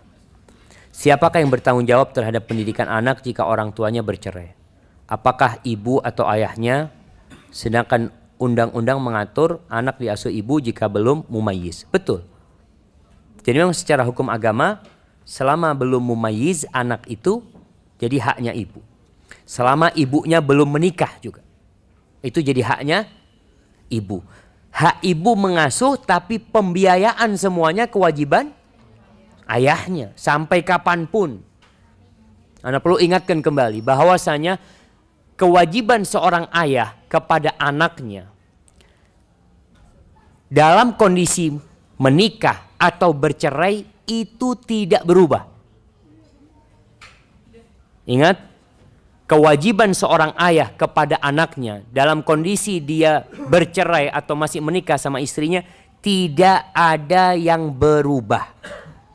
Tetap semua kewajiban ditanggung oleh ayahnya. Sehingga sejatinya janda bawa anak itu tidak susah hidupnya. Kalau dia janda cerai. Karena kewajiban memberikan nafkah kewajiban bapaknya full, bukan kewajiban ibunya. Tapi karena banyak suami-suami yang tidak tanggung jawab, hati-hati ya para lelaki. Akan ada persidangan di hari kiamat itu. Jangan sampai yang menjadi lawanmu di persidangan itu anakmu dan istrimu. Anak datang, nih bapak gak pernah kasih makan aku. Gak pernah. Karena ada lelaki yang menikah kemudian dia tidak peduli sama anaknya lagi. Kalau sekarang ibu ini, apa yang harus dia lakukan? Memang haknya dia. Sebelum dia mumayyiz, sebelum dia bisa memilih, maka itu jadi hak ibunya membesarkan anaknya. Kalau bicara memperjuangkan, silahkan kalau bisa diperjuangkan. Tapi kalau melihat kondisinya tidak memungkinkan, ya sudah, terimalah kondisi yang ada dengan memohon kepada Allah agar memberikan hidayah kepada bapaknya. Tapi kalau bisa berjuang, diperjuangkan. Perjuangkan karena apalagi dikatakan karena beda akidah ya. Allahu Akbar. Ini mengingatkan kita buat yang belum menikah, jangan sembarangan menikah. Hendaklah benar-benar memilih. Orang aja mau beli mobil aja, wah dia itu buka apa? Buka katalog, dilihat, dicari ini itu macam-macam. Tanya sama sohibnya, ini kekurangannya apa, ini itu. Masa cari bini ketemu di jalan langsung nikah?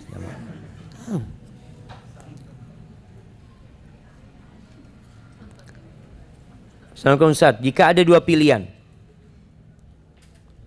sekolah mana yang lebih baik? Sekolah sunnah, sekolah tahfidz tapi tidak sunnah. Untuk sekolah sunnah target hafalannya 3 juz sampai lulus SD. Jazakallah khair. Jamaah, yang diperlukan anak kita adalah pendidikan tauhid yang benar. Akidah yang kuat. Karena akidah ini jadi modal hidup dia kelak.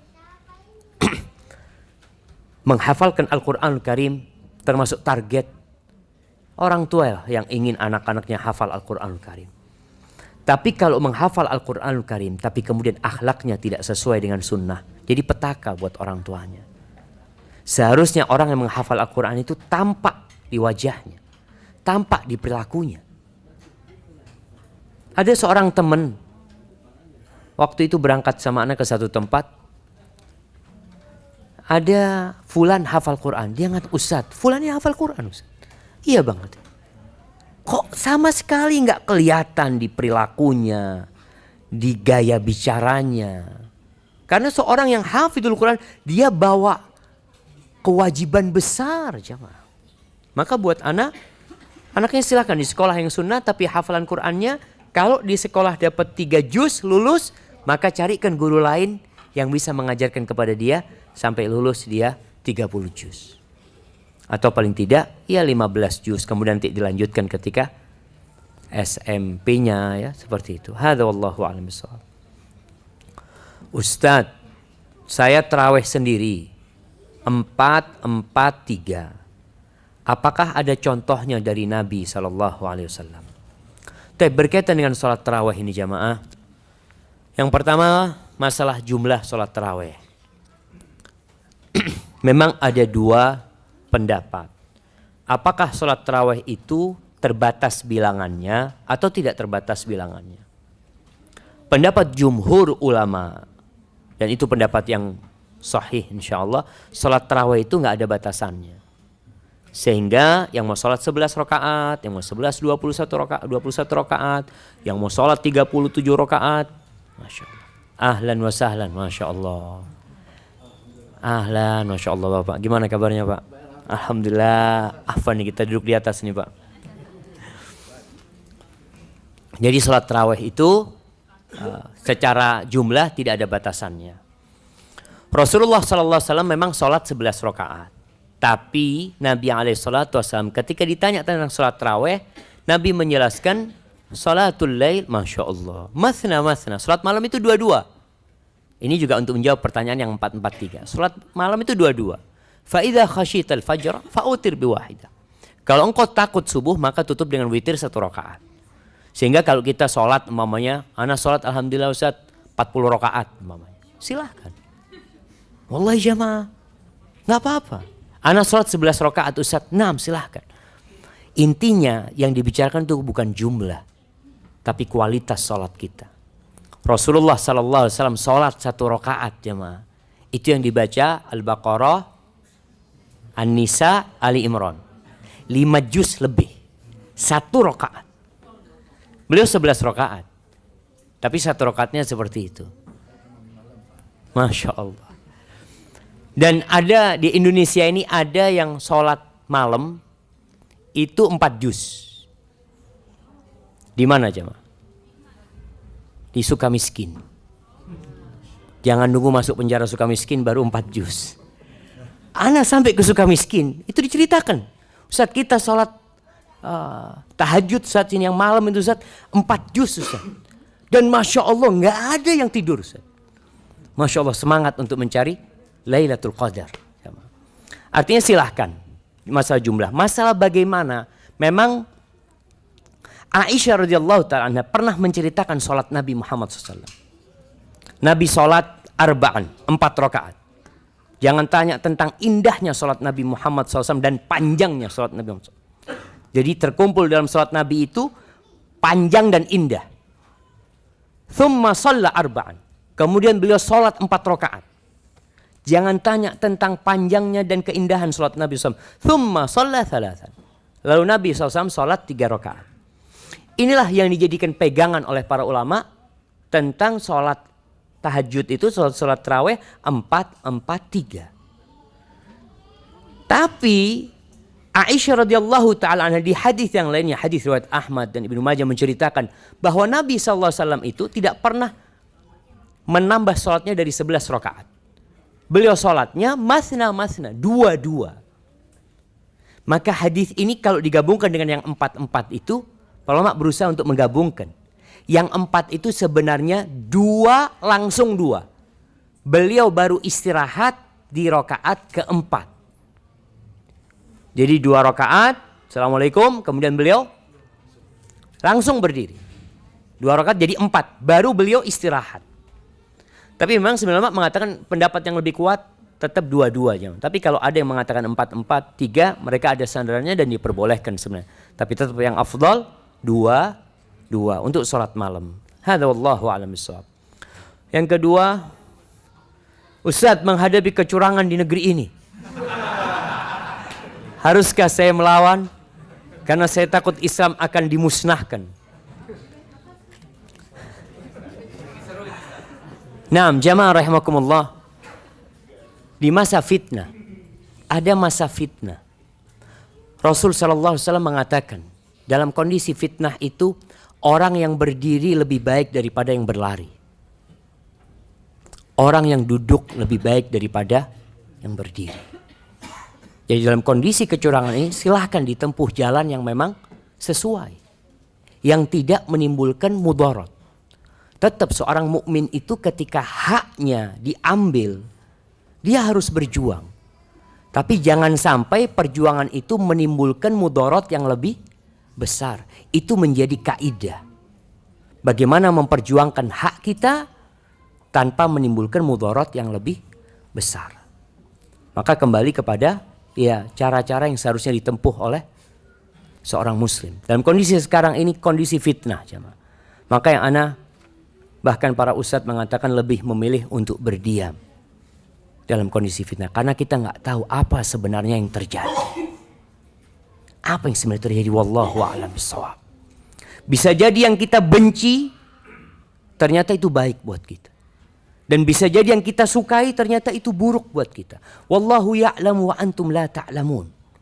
Allah tahu dan kalian nggak tahu apa-apa. Maka nasihat ana buat ana sendiri. Dan buat antum yang ada di sini, tolong antum jadi orang baik. Tolong kita berusaha untuk jadi orang baik, supaya Allah kasih buat kita pemimpin yang baik. Kalau kita jadi orang baik dan banyak berdoa, Allah itu melihat, jemaah.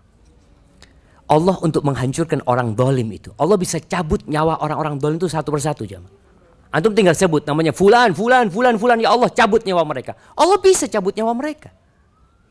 Tapi pertanyaannya, pernahkah kita berdoa minta supaya dicabut nyawa orang-orang dolim tersebut? Berdoa, minta sama Allah di sepertiga malam akhir. Kita tahu ini kayaknya dalang kedoliman ini fulan, ya Allah, minta sama Allah Azza wa Jal.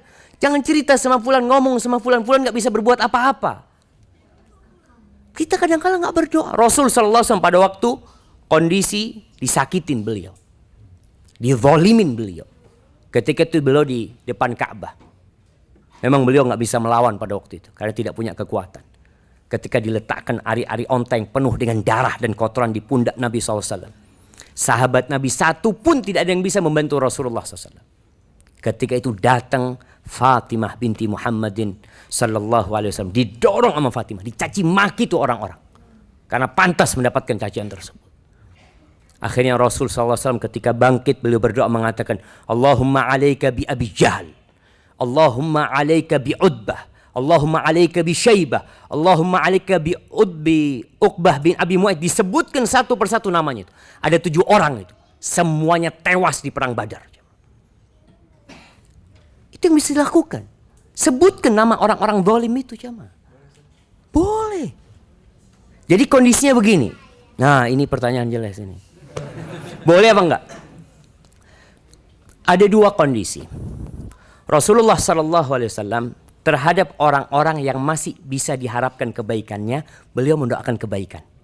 Kelihatan nih, oh kayaknya ini masih bisa diajak baik. Maka Nabi SAW berusaha untuk mendoakan dia. Seperti doanya buat Umar bin Khattab. Karena dilihat Umar ini masih ada baiknya. Bahkan ketika itu Nabi SAW berdoa untuk 2 orang. Amr bin Hisham, yaitu Abu Jahal, atau Umar bin Khattab. Allahumma aizzal Islam bi ahabbir rajulaini ilaik. Ya Allah, muliakan agama Islam ini dengan satu dari 2 orang yang lebih engkau cintai. Umar atau Abu Jahal. Ternyata yang dicintai Umar. Makanya Nabi SAW tidak berharap lagi sama Abu Jahal. Maka beliau mendoakan supaya dimusnahkan Abu Jahal. Dimatikan Abu Jahal. Jadi untuk orang yang tidak diharapkan kebaikannya, boleh mendoakan keburukan. Seperti Nabi Musa alaihissalam. Nabi Musa itu tidak mendoakan Fir'aun di awal dakwahnya. Artinya tidak mendoakan keburukan buat Fir'aun. Dia bahkan berusaha untuk mengajak Fir'aun kepada Islam terus. Tapi di akhir, karena sudah nggak tahan, Nabi Musa berdoa minta kepada Allah agar Fir'aun ini dimatikan bersama kaumnya sudah. Ya Allah, engkau kasih harta sama mereka itu, mereka malah berbuat kezaliman. Jadi untuk orang-orang yang tidak bisa diharapkan kebaikannya, kita boleh mendoakan keburukan. Allah mengatakan, La yuhibbullahul jahra bis-su'i minal qawli illa man zulim. Allah itu tidak menyukai doa-doa buruk, ya, ungkapan-ungkapan keburukan, kecuali orang yang dizalimi. Makanya doanya orang yang dizalimi itu mustajab. Mustajab. Makanya pernah sahabat Nabi kita Muhammad sallallahu alaihi wasallam, Sa'id bin Zaid. Sa'id bin Zaid ini dituduh oleh seorang wanita, dia mengambil tanahnya dia, memindah patoknya.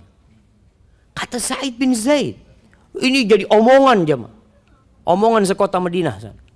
Sa'id bin Zaid mengatakan, aku berani ngambil haknya orang setelah aku mendengar Rasul SAW, barang siapa yang mengambil shibron, 1 jengkal hartanya orang, tuwiqahu min sab'i aradin yaumil qiyamah. Dia akan disuruh memikul 7 lapis bumi pada hari kiamat. Aku mau ngambil 1 jengkal, kata dia. Lalu Sa'id bin Zaid mengatakan, ya Allah, kalau ternyata dia berbohong, dia berdusta, ya Allah, pertama aku minta engkau tunjukkan di mana batas tanahku sama dia. Karena tanahnya, batas tanahnya itu hilang. Yang kedua, aku minta kepadamu agar engkau matikan dia di tempat dia. Engkau, supaya dia meninggal. Kemudian dia, wanita ini jadi buta dan kemudian jatuh di dalam sumurnya dan mati di sana, jemaah. Mati di tanahnya sendiri dan terkubur di sana, jemaah. Artinya doa keburukan ini diperbolehkan buat orang-orang yang memang kita tidak bisa berharap kebaikan lagi. Tapi kalau masih ada kebaikan, Rasul SAW mendoakan kebaikan. Pernah pada waktu itu sahabat Nabi yang bernama Tufail bin Amr ad-Dausi dari kabilah Daus. Dia udah berdakwah bertahun-tahun gak ada yang masuk Islam, kecuali 3 keluarga. Akhirnya dia datang kepada Nabi Muhammad SAW. Ya Rasulullah, inna Dausan qad abad wa asad. Ini Daus udah durhaka, udah gak bisa dikasih tahu. Tolong kau doakan keburukan buat mereka, hancurkan mereka.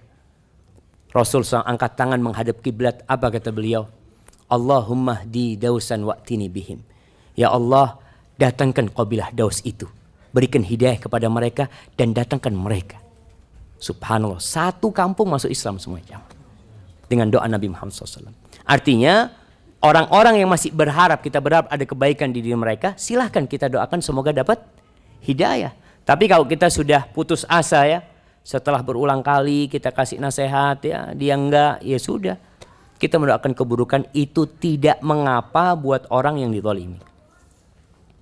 Berapa menit lagi jemaah? Nah, barakallahu fikum.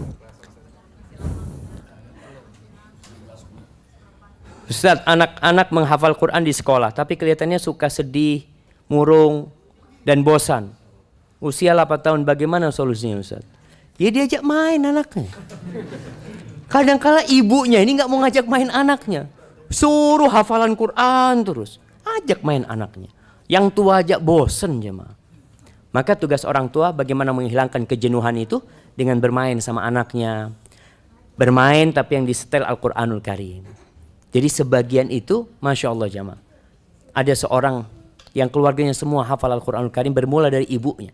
Jadi ibunya itu dari sejak kecil ketika gendong anaknya, nyusuin anaknya. Kerjaan ibu itu selalu membaca Al-Quran, murojaah Al-Quran.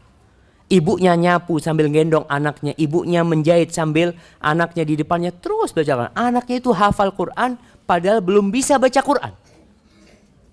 Karena dari mendengar. Sekarang kan ibunya udah gak jarang ngomong. Nulis terus kerjaannya ibunya. Nah, nulis status apa terus dia. Gak pernah, jarang bicara sama anaknya. Saat saya seorang janda memiliki anak. Insya Allah, ada yang mau nih jamaah? Jika saya menikah lagi, kewajiban nafkah untuk anak saya menjadi tanggung jawab siapa? Apakah tetap pada ayah kandungnya atau menjadi tanggung jawab ayah tirinya? Ayah kandungnya jamaah. Anda tadi sampaikan, seorang bapak yang berpisah dari istrinya, kemudian dia punya anak, kewajiban dia kepada anaknya tidak ada yang berubah. Nggak ada istilah, oh itu anak istri anak, nggak ada, itu anakmu. Jadi kewajibanmu kepada anakmu sama ketika ibunya masih menjadi istrimu. Maka tidak ada yang berubah. Jadi ketika seorang istri ini menikah lagi, tapi hak asuhnya ini yang bisa diambil sama bapak kandungnya. Bapak kandungnya punya hak karena istrinya sudah menikah lagi, boleh dia ngambil anaknya. Tapi kalau sang anak masih mau diikutkan sama ibunya, tetap yang wajib memberikan nafkah adalah ayah kandungnya.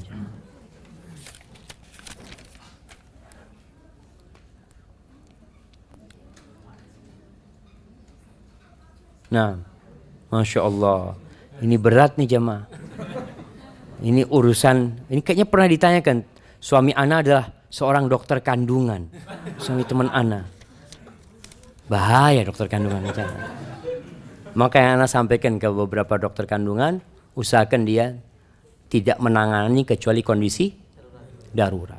Kalau nggak darurat, dia akan punya bidan-bidan yang senior, yang apa, tangannya semua. Masya Allah jemaah. Hanya saja ada perempuan-perempuan itu yang kurang srek kalau nggak sama dokternya. Ini perempuannya yang masalah. Nah, perempuan yang masalah. Enggak, suami yang harus enggak boleh. Kecuali darurat sama dokter silahkan. Karena ini urusan melihat aurat besar jemaah.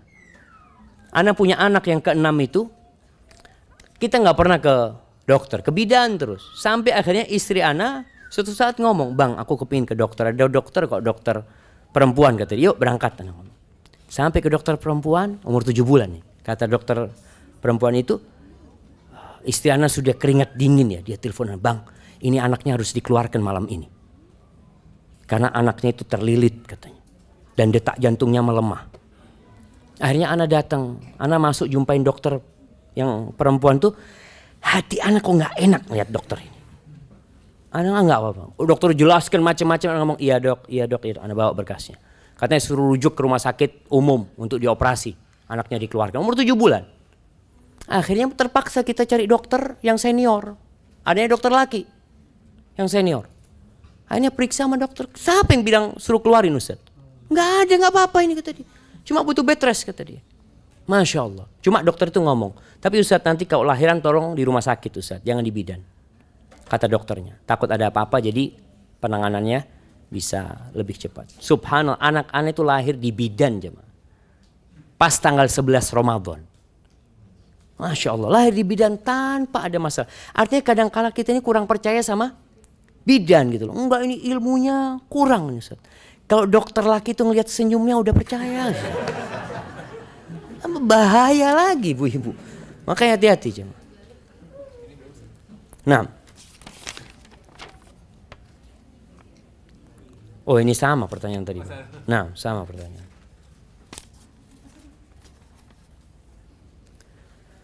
Apa batasan menahan rasa lapar, mempertahankan puasa dengan mendolimi diri sendiri?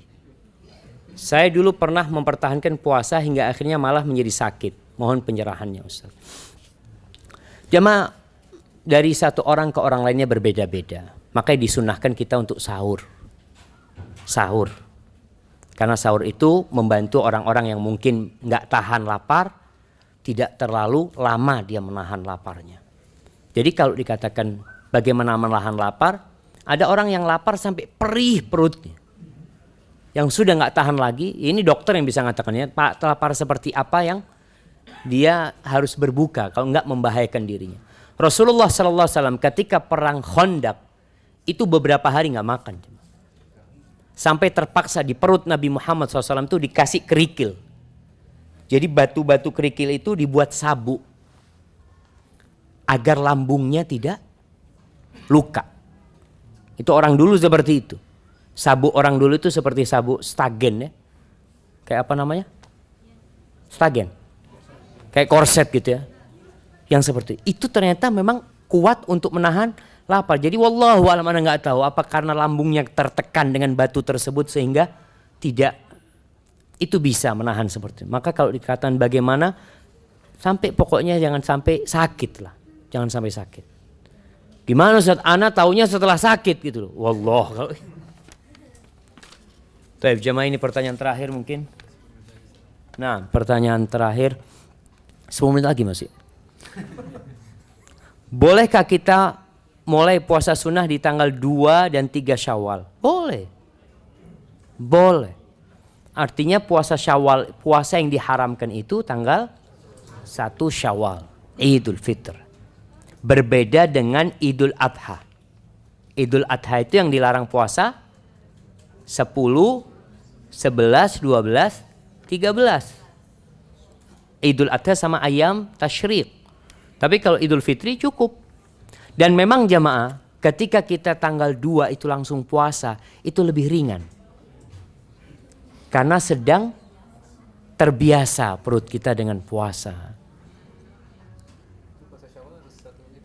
Puasa Syawal tidak harus bersambung, nggak harus. Dan kalian bicara puasa Syawal ini, boleh puasa Syawal itu di bulan Syawal, umpamanya 3 hari, kemudian 3 hari lagi atau 1, nanti pekan depan 2, terserah, nggak harus berurutan.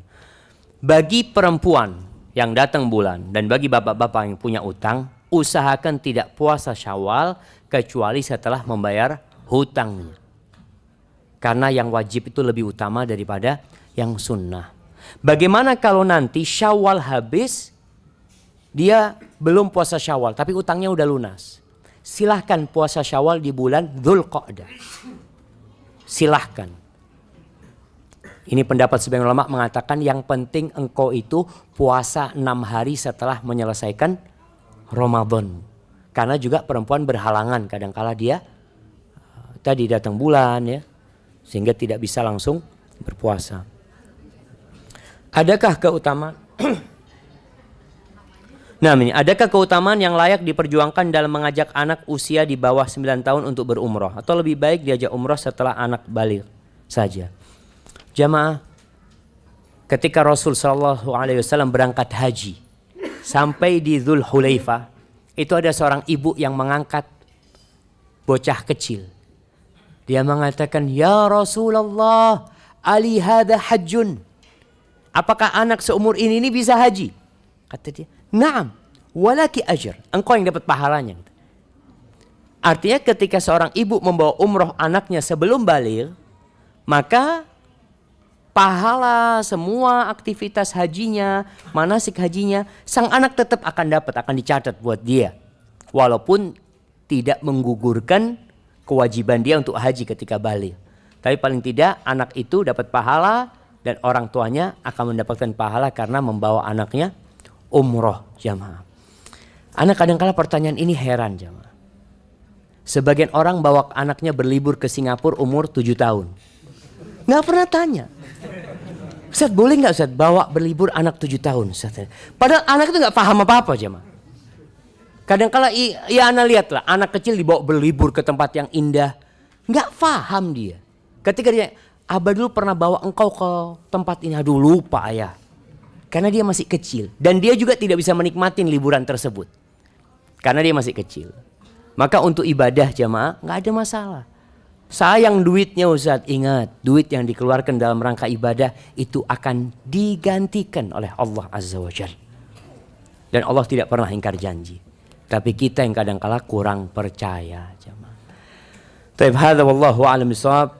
Itu yang bisa Anda sampaikan pada kesempatan kali ini. Masih ada sisa waktu untuk berdoa memohon kepada Allah Azza wa Jalla. Doanya orang yang puasa mustajab. Doanya orang yang ketika mau berbuka itu mustajab. Doakan untuk kebaikan negeri ini. Dan semoga Allah Azza wa Jalla memberikan pemimpin-pemimpin yang baik buat kita. Dan menjauhkan negeri kita dari pemimpin-pemimpin yang zalim. Innahu waliyu dzalika wal qadir alaih. Wa sallallahu ala nabiyyina Muhammad wa ala alihi wa sahbihi wasallam. Assalamualaikum warahmatullahi wabarakatuh.